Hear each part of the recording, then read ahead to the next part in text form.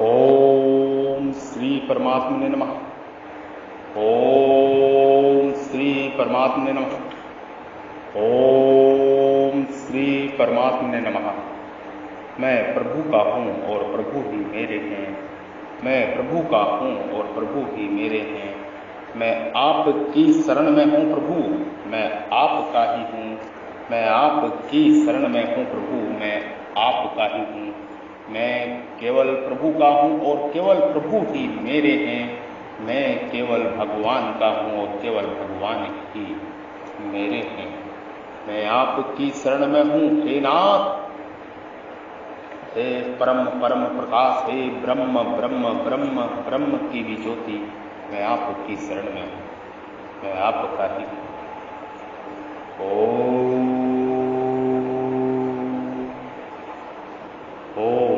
नादेष्टय कुशलं कर्मः कुशले ननु सजत्यते त्यागी सत्वा समाविष्टो मेधावी छिन्नशेष। जो अकुशल कर्म से देश नहीं करता और कुशल कर्म में आसक्त नहीं होता, वह त्यागी बुद्धिमान, संदेह रहित और अपने स्वरूप में स्थित है। नादेष्टया कुशलम कर्म, जो शास्त्र विहित शुभ कर्म फल की कामना से किए जाते हैं और परिणाम में जिन से पूर्व जन्म होता है। गीता दूसरे अध्याय का 44वां तक और 9वें अध्याय का 20वां 21वां श्लोक। तथा जो शास्त्र निषिद्ध पाप कर्म हैं और परिणाम में जिनसे नीच योनियों तथा नरक में जाना पड़ता है। गीता 16वें अध्याय के 7वें से 20वें श्लोक तक वे सब के सब कर्म अकुशल कहलाते हैं, अकुशल कहलाते हैं। साधक ऐसे अकुशल कर्मों का त्याग तो करता है पर देश पूर्वक नहीं, कारण कि देश पूर्वक त्याग करने से कर्मों से तो संबंध छूट जाता है पर देश के साथ संबंध जुड़ जाता है, जो शास्त्र विहित काम्य कर्मों से तथा शास्त्र निषिद्ध पाप कर्मों से भी भयंकर है। कुशले ननु सज्जयते, शास्त्र विहित कर्मों में भी जो वर्ण आश्रम परिस्थिति आदि के अनुसार नियत है और जो अशक्ति तथा फलेच्छा का त्याग करके किए जाते हैं तथा परिणाम में जिनसे मुक्ति होती है, ऐसे सभी कर्म कुशल कहलाते हैं। साधक ऐसे कुशल कर्मों को करते हुए भी उनमें आसक्त नहीं होता। त्यागी कुशल कर्मों को करने में जिसका राग नहीं होता और अकुशल कर्मों के त्याग में जिसका देश नहीं होता, वही असली त्यागी है। परंतु वह त्याग पूर्णता तब सिद्ध होता है जब कर्मों को करने के अथवा ना करने से अपने में कोई फर्क ना पड़े, अर्थात निरंतर निर्लिप्तता बनी रहे। गीता के 3 अध्याय का 18वां और 4 अध्याय का 18वां श्लोक। ऐसा होने पर साधक योगारूढ़ हो जाता है। गीता के 6 अध्याय का 4था श्लोक। मेधावी, जिसके संपूर्ण कार्य संगोपांग होते हैं और संकल्प तथा कामना से रहित होते हैं, तथा ज्ञान रूप अग्नि से जिसने संपूर्ण कर्मों को भस्म कर दिया है, उसे पंडित मेधावी तथा बुद्धिमान कहते हैं। गीता के 4 अध्याय का 19वां श्लोक। कारण कि कर्मों को करते हुए भी कर्मों से लिपायमान न होना बड़ी बुद्धिमता है। इसी मेधावी को 4 अध्याय के 18वें श्लोक में सा बुद्धिमान मनुष्य पदों से संपूर्ण मनुष्यों में बुद्धिमान बताया गया है। जिन्हें संशय उस त्यागी पुरुष में कोई संदेह नहीं रहता, तत्व में अभिन्न भाव से स्थित रहने के कारण उसमें किसी तरह का संदेह रहने की संभावना ही नहीं है रहती। संदेह तो वही रहता है जहां अधूरा ज्ञान होता है अर्थात कुछ जानते हैं और कुछ नहीं जानते, सत्य समष्टिष्ट अशक्ति आदि का त्याग होने से उसकी अपने स्वरूप में चिन्मयता में स्वतः स्थिति हो जाती है, इसलिए उसे सत्य समविष्ट कहा गया है। इसी को 5वें अध्याय के 19वें श्लोक में तस्मादा ब्रह्माणी ते सीता पदों से परमात्मा में स्थित बताया गया है। इस श्लोक का तात्पर्य राग देश का त्याग करने में है। मनुष्य का स्वभाव है कि वह राग पूर्वक ग्रहण और देश पूर्वक त्याग करता है। राग और देश दोनों से ही संसार से संबंध जुड़ता है। भगवान कहते हैं, प्रभु कहते हैं कि वास्तव में वही मनुष्य श्रेष्ठ है जो शुभ कर्म ग्रहण तो करता है पर राग पूर्वक नहीं, और अशुभ कर्म त्याग तो करता है पर देश पूर्वक नहीं। कर्मों को करने में राग ना हो और छोड़ने में देश ना हो, कर्मों को करने में राग ना हो और छोड़ने में देश ना हो, इतनी झंझट क्यों की जाए? कर्मों का स्वरूपा ही त्याग क्यों न कर दिया जाए? इस शंका को दूर करने के लिए आगे के श्लोक में प्रभु अपनी दिव्य वाणी में अपना उपदेश दे रही हैं। दोष बुद्धियोत्तानि शेधाना निर्वत है गुण बुद्धिया चा विहितम ता क्रोध धारम। जो पुरुष अनुकूलता प्रतिकूलता द्वंद्वों से ऊंचा उठ जाता है वह शास्त्र निषिद्ध कर्मों का त्याग करता है पर देश बुद्धि से नहीं, और शास्त्र विहित कर्मों को करता है पर गुण बुद्धि से अर्थात राग पूर्वक नहीं। जैसे घुटनों के बल चलने वाले बच्चे की निवृत्ति और प्रवृत्ति राग देश पूर्वक नहीं होती, वैसे ही उभयतीत पुरुष की निवृत्ति और प्रवृत्ति भी राग देश पूर्वक नहीं होती। बच्चों में तो अज्ञानता रहती है पर राग देश से रहित पुरुष में विज्ञता रहती है। यहाँ देह भृता पद को देह अभिमान की अर्थात देह के साथ तदात्म्य मानने वाले सामान्य पुरुषों का ही वाचक समझना चाहिए। गुणातीत महापुरुष की देह से भी क्रियाएं होती रहती हैं परंतु देह के साथ तदात्म्य न रहने से उसका क्रियाओं के कोई संबंध नहीं होता अर्थात वह उन क्रियाओं का कर्ता नहीं बनता। ना ही देह भृता संख्यम त्यक्तुम कर्माण्यश्यत है यस्तु कर्म फल त्यागी सा त्यागी तभिधीयते। कारण कि देहधारी मनुष्य के द्वारा संपूर्ण कर्मों का त्याग करना संभव नहीं है, इसलिए जो कर्म फल का त्यागी है वही त्यागी है, ऐसा कहा जाता है। ना ही देह भर्ता शंक्यम तत्यक्तम कर्माण्यश्यत। देहधारी अर्थात देह के साथ तदात्म्य रखने वाले मनुष्य के द्वारा कर्मों का स्वतः त्याग होना संभव नहीं है, क्योंकि शरीर प्रकृति का कार्य है और प्रकृति स्वतः क्रियाशील है। अतः शरीर के साथ तदात्म्य एकता रखने वाला क्रिया से रहित कैसे हो सकता है? हाँ, यह हो सकता है कि मनुष्य यज्ञ दान तप तीर्थ आदि कर्मों को छोड़ दे, परंतु वह खाना पीना चलना फिरना आना जाना उठना बैठना सोना जागना आदि अवश्य शारीरिक क्रियाओं को कैसे छोड़ सकता है? दूसरी बात, भीतर से कर्मों का संबंध छोड़ना ही वास्तव में छोड़ना है। भीतर से कर्मों का संबंध छोड़ना ही वास्तव में छोड़ना है। बाहर से संबंध नहीं छोड़ा जा सकता। यदि बाहर से संबंध छोड़ भी दिया जाए तो वह कब तक छूटता रहेगा?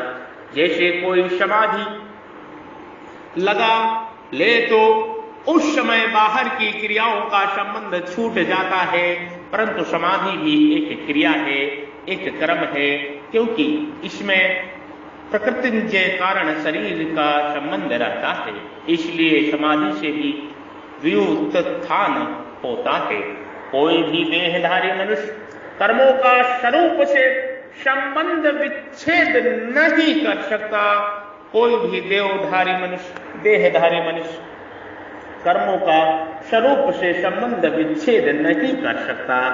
गीता 3 अध्याय का 5वां श्लोक, कर्मों का आरंभ किए बिना निष्कर्मता योग निष्ठा प्राप्त नहीं होती और कर्मों का त्याग करने मात्र से सिद्धि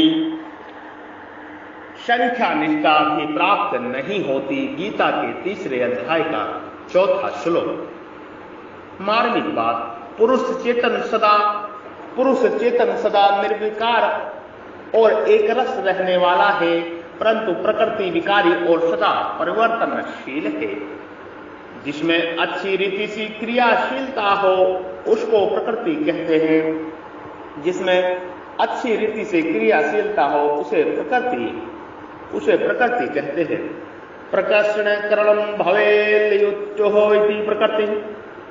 इस प्रकृति के कार्य शरीर के साथ जब तक पुरुष अपना संबंध तदात्म मानता रहेगा तब तक वह कर्मों का स्वतः त्याग कर ही नहीं सकता। कारण कि शरीर में अहंता ममता होने के कारण मनुष्य शरीर से होने वाली प्रत्येक क्रियाओं को अपनी क्रिया मानता है, इसलिए वह कभी किसी अवस्था में भी क्रिया रहित नहीं हो सकता। दूसरी बात, केवल पुरुष ने ही प्रकृति के साथ अपना संबंध जोड़ा है, प्रकृति ने पुरुष के साथ संबंध नहीं जोड़ा है।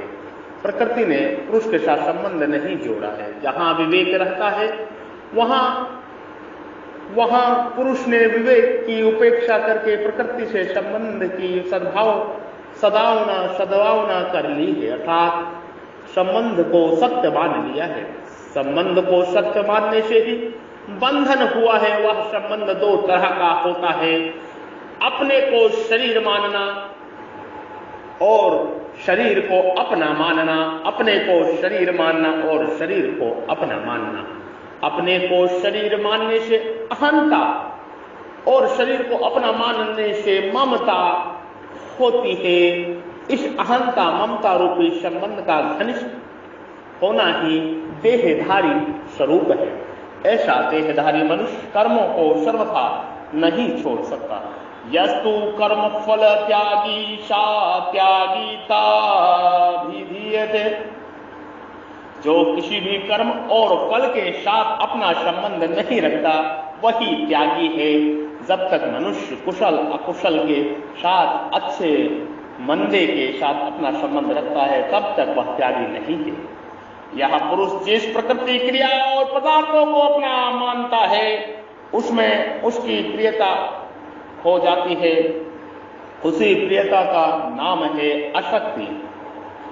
यह अशक्ति ही वर्तमान के कर्मों को लेकर कर्माशक्ति और भविष्य में मिलने वाले फल की इच्छा को लेकर फलाशक्ति कहलाती है। जब मनुष्य फल का त्याग का उद्देश्य बना लेता है तब उसके सब कर्म संसार के हित के लिए होने लगते हैं, अपने लिए नहीं। कारण कि उसको यह बात अच्छी तरह से समझ में आ जाती है कि कर्म करने की सब सामग्री संसार से मिली है और संसार की ही है, अपनी नहीं। इन कर्मों का भी आदि और अंत होता है तथा उनका फल भी उत्पन्न और नष्ट होने वाला होता है, परंतु स्वयं सदा निर्विकार रहता है। ना उत्पन्न होता है, ना नष्ट होता है और ना कभी विकृत ही होता है। ऐसा विवेक होने पर फलेच्छा का त्याग सुगमता से हो जाता है। फल का त्याग करने में उस विवेकी मनुष्य में कभी अभिमान नहीं आता, क्योंकि कर्म और उसका फल दोनों ही अपने से प्रतिक्षण वियुक्त हो रहे हैं। अतः उनके साथ हमारा संबंध वास्तव में है ही कहाँ। इसलिए भगवान कहते हैं कि जो कर्म फल का त्यागी है वही त्यागी कहा जाता है। निर्विकार का विकारी कर्म फल के साथ संबंध कभी था नहीं, है नहीं और हो सकता नहीं और होने की संभावना भी नहीं है। केवल अविवेक के कारण संबंध मानना हुआ था। उस अविवेक के मिटने से मनुष्य की अभिधा अर्थात उसका नाम त्यागी हो जाता है। सा त्यागी तभिधीयते, माने हुए संबंध के विषय में दृष्टांत रूप से एक बात कही जाती है। एक व्यक्ति घर परिवार को छोड़कर सच्चे हृदय से साधु सन्यासी हो जाता है तो उसके बाद घर वालों की कितनी ही उन्नति अथवा अवनति हो जाए अथवा सब के सब मर जाए, उनका नामो निशान भी ना रहे तो भी उस पर कोई असर नहीं पड़ता। इससे विचार करें कि उस व्यक्ति का परिवार के साथ जो संबंध था वह दोनों तरफ से माना हुआ था, अर्थात वह परिवार को अपना मानता था और परिवार उसको अपना मानता था। परंतु पुरुष और प्रकृति का संबंध केवल पुरुष की तरफ से माना हुआ है, प्रकृति की तरफ से माना हुआ नहीं है। जब दोनों तरफ से माना हुआ व्यक्ति और परिवार का संबंध भी एक तरफ से छोड़ने पर छूट जाता है, तब केवल एक ही तरफ से माना हुआ पुरुष और प्रकृति का संबंध छोड़ने से छूट जाए, इसमें कहना ही क्या है। यह श्लोक कर्मयोगी दृष्टि से कहा गया है। कर्म योग में कर्म फल की इच्छा का त्याग होता है और ज्ञान योग में कृत्याभिमान का त्याग होता है। कर्म फल त्याग का तात्पर्य है कर्म फल की इच्छा का त्याग, कारण कि कर्म फल त्याग हो ही नहीं सकता। जैसे शरीर भी कर्म फल है, फिर उसका त्याग कैसे होगा? भोजन करने पर तृप्ति का त्याग कैसे होगा? खेती करने पर अन्न का त्याग कैसे होगा? अंत साधक को कर्म फल की इच्छा का त्याग करना है। फलेच्छा का त्याग करने से साधक सुखी दुखी नहीं होगा। इसलिए गीता में फलेच्छा के त्याग को ही फल का त्याग कहा गया है, फलेच्छा के त्याग को ही फल का त्याग कहा गया है। बाहर का त्याग वास्तव में त्याग नहीं है, बाहर का त्याग वास्तव में त्याग नहीं, प्रत्युत भीतर का त्याग ही त्याग है।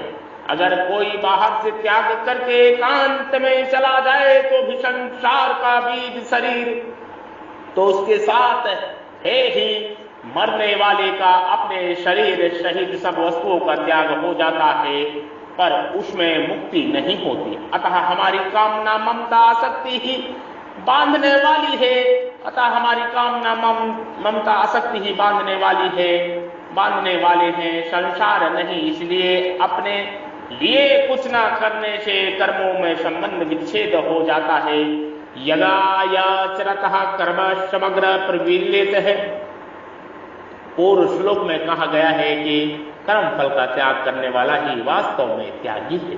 अगर मनुष्य कर्म फल का त्याग ना करे तो क्या होता है, आगे के समागम में दिव्य चर्चा करेंगे इस संबंध में। यहां तू अव्यक्त का प्रयोग करने का तात्पर्य है कि जो सामान्य संसारी पुरुष है उनकी अपेक्षा कर्म फल का त्याग करने वाला पुरुष श्रेष्ठ है, विलक्षण है, कारण कि उसका उद्देश्य परमात्मा तत्व की प्राप्ति करने का अर्थात अपना कल्याण करने का है। ओम श्री परमात्मने नमः। ओम श्री परमात्मने नमः। ओम श्री परमात्मने नमः। ओम श्री परमात्मने नमः। आपके हृदय रूपी मंदिर में विराजमान परब्रह्म परमेश्वर ईश्वर को हम प्रणाम करते हैं, नमस्कार करते हैं, नमस्ते करते हैं। जो ईश्वर आपके हृदय रूपी गुफा में विराजमान है, कृपा हमारा प्रणाम नमस्कार स्वीकार करें। दोनों हाथ जोड़ के दंडवत प्रणाम करते हैं उस परब्रह्म परमेश्वर को जो आप सभी जीवों के हृदय रूपी मंदिर में विराजमान है। जुड़े और जोड़े 9811179477 9811179477 संपर्क करें। आप सभी का कल्याण हो, आप सभी का मंगल हो। साधु साधु जय हो, जय हो। नमो नमः, नमो नमः, नमः प्रभु। प्रभु को प्रणाम, बारंबार प्रणाम। जय सनातन धर्म, जय सनातन धर्म, सनातन वैदिक राष्ट्र की जय हो, जय हो, जय हो। विश्व राष्ट्र की जय हो, जय हो, जय हो।